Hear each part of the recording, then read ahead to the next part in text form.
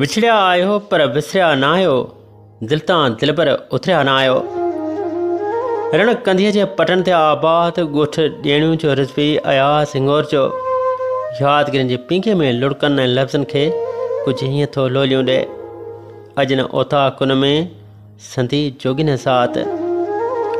हा बशीर भाउ, अॼु हीअ यादि जेका तोॾे उमाणे रहियो आहियां, हीअ यादि कंहिं आरज़ी विछोड़े जी अखि छिंभ जी ॻाल्हि कोन आहे, जेके नज़म जे टारियुनि मथां टांके ऐं लिखी वठां। ऐं नई किन छुड़बाग ज़ुल्फ़नि जे उॾारनि ऐं कजलाती अखियुनि जी यादि आहे। पर यार बशीर, हीअ यादि पखियुनि जे अखियुनि जहिड़नि उन्हनि ॿिनि अमूल इंसाननि जी यादि आहे, जेके असांजे अंगण में उदासियुनि जा अणखुट सफ़र छॾे उन राह ॾांहुं रवाना थी विया जितां केर बि वापसि न आहे वरियो। लॻड़ जीअं वाह में हूंदसि हवा इहा ज़ोर थी वेंदी। लॻड़ जीअं वाह में हूंदसि हवा इहा ज़ोर थी वेंदी। हयाती ॿार जे हथ मां छॾायल ॾोर थी वेंदी। तॾहिं बसि ॻोठ तुंहिंजे में असीं हिकु यादि हूंदासीं।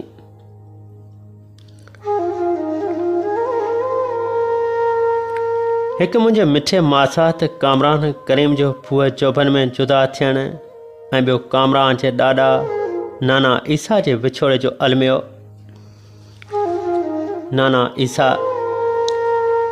नाना ईसा जेको 11 डिसंबर 2022 जे उन अभागे ॾींहुं मरी चुको हो, जंहिं ॾींहुं संदसि अकेले नौजवान पोटड़े कामरान करीम जो गुलनि जहिड़ो जनाज़ो हुन पंहिंजे कमज़ोर कुल्हनि ते खणी पंहिंजे कमज़ोर हथनि सां दफ़न करण जहिड़ो औखो कमु रब जी रज़ा ते राज़ी रही कयो हो।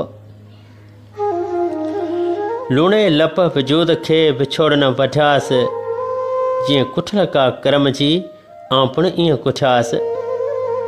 ऐं पोइ संदसि वात इहा ई वाई हूंदी हुई त मुयाई जियास जे वञे मड़ मलीर ॾे।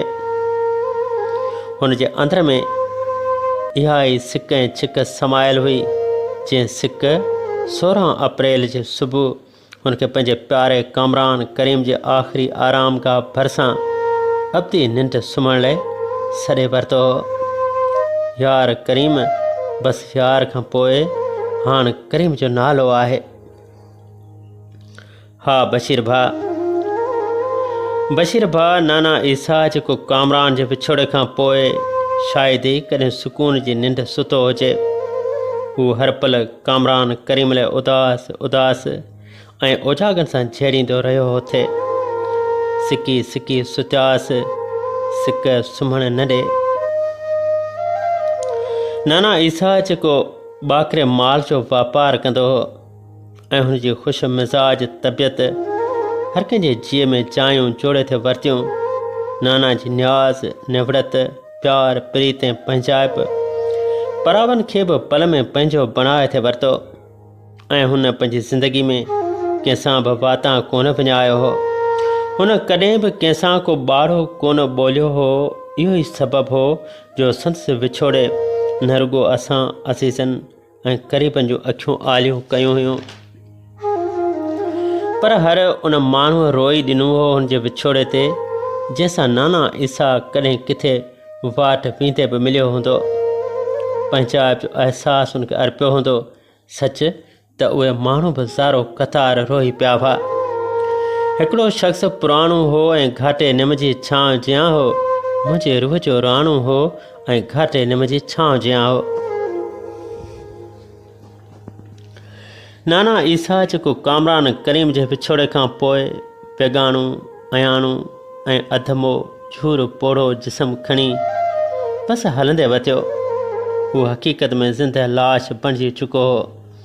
ऐं कामरान जे विछोड़े खां पोइ ही ज़िंदगी जा 16 महीना 5 ॾींहं आङिरनि ते ॻणींदे नेठि 16 अप्रैल जे सुबुह इनायसी बेडी टनो मोहम्मद ख़ान में मामा इनायत खे इहो चई अलविदा करे वियो त पुट, हाणे आउं हलां थो उन पार जंहिं पार मुंहिंजो कामरान करीम हलियो वियो आहे। बसि तोखे मुंहिंजे करीम जी पारत हुजे।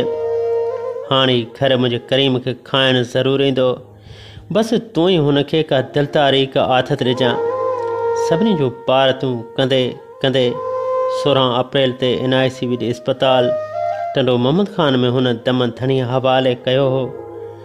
ऐं 17 अप्रैल जो सुबुह हुन जूं आख़िरी रस्मूं असांजे उन अभागे ओठड़े ते बीठल उन ई झूनड़े निम जी छांव में अदा कयूं वयूं हुयूं, जंहिं निम हेठि कॾहिं हुन कामरान करीम सां कचहरियूं कंदे केॾा ख़ुशगवार पल गुज़ारिया हुआ ऐं के ट्रैक उॾारिया हुआ। असीं त छा, पर यार बशीर उहो निम जो वण बि उदास थी वियो हो। ऐं अॼु उन साॻी निम जी छांव में हुनजो कफ़न में वेढ़ियल सर्द जिस्म हुयो, जेको कामरान करीम जी भर में अब्दी निंड सुम्हण जे ओसियर में हुयो।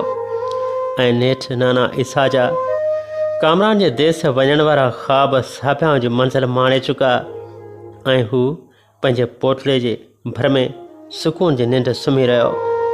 विया ओहिरे ओ मूंखे छॾे माॻे, ॾींहं जा ॾींहं थिया तिहां न मोटियो कोई, कुंदर मारींदो वेचारी वेन जो।